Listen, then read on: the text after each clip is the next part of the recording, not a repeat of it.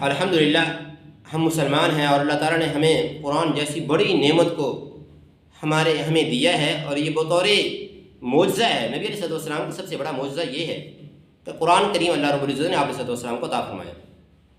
اور بھی بڑے بڑے معجزات ہیں۔ تو یہ قرآن الماریوں میں رکھنے کے لیے نہیں آیا، یہ قرآن مردوں میں پڑھنے کے لیے نہیں آیا، یہ قرآن صرف جو ہے لوگوں کو ہدیہ کرنے کے لیے نہیں آیا، بلکہ قرآن پڑھنے کے لیے آیا ہے، قرآن پہ عمل کرنے کے لیے اللہ رب العزت نے قرآن دیا ہے تاکہ اس قرآن پہ عمل کرو۔ ہم نے کیا کیا؟ ان قرآن کی جگہ جو تھی اس کو اپنے قبروں کے اندر مختص کر لیا، اس قرآن کو اپنے الماریوں کے اندر سیو کر کے رکھ لیا، اور پھر پورا سال بلکہ کئی سال گزر جاتے ہیں، کبھی اس قرآن کھولنے کی ہمیں توفیق نہیں ہوئی۔ چنانچہ اس کے تحت ایک چھوٹا سا واقعہ کہ ایک آدمی تھا، ایک مولوی صاحب کے ساتھ بڑی عقیدت اور محبت رکھتا تھا، اور مولوی صاحب سے کہنے لگا کہ میں آپ کی دعوت کرنا چاہتا ہوں۔ مولوی صاحب پہلے تو بہت زیادہ درگزر کرتے رہے، اس کو ٹال مٹول کرتے رہے، لیکن ایک وقت ایسا آیا کہ اس نے مولوی صاحب کو تیار کر لیا کہ مولوی صاحب آج آپ نے دعوت کھانی ہے۔ وہ آ گئے مولوی صاحب، اور اس کو کھانا پیش کیا گیا، اور جس برتن کے اندر روٹی تھی اس کپڑے کے اندر پیسے بھی ساتھ رکھ دیے۔ مولوی صاحب نے کھانا کھایا، چلے گئے۔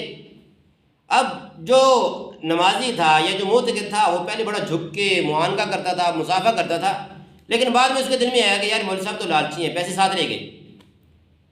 اب سلام کرنا چھوڑ دیا، وہ ملنا چھوڑ دیا، اور عقیدت ختم ہو گئی۔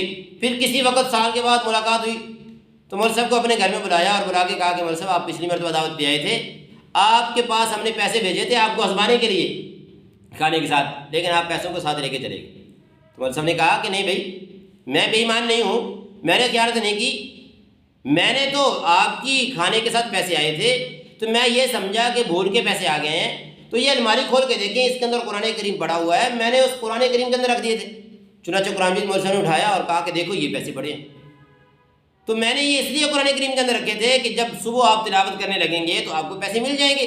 لیکن افسوس کہ پورا سال ہو گیا آپ نے قرآن کریم کھول کے نہیں دیکھا، اگر آپ نے قرآن کریم کھول کے دیکھا ہوتا تو آپ کو یہ پیسے آپ کے مل جاتے اور میرے بارے میں بدگمانی پیدا نہ ہوتی۔ اس لیے ہم میں سے اکثر لوگ ایسے ہیں جو پورا سال قرآن کریم کو کھولتے ہی نہیں ہیں۔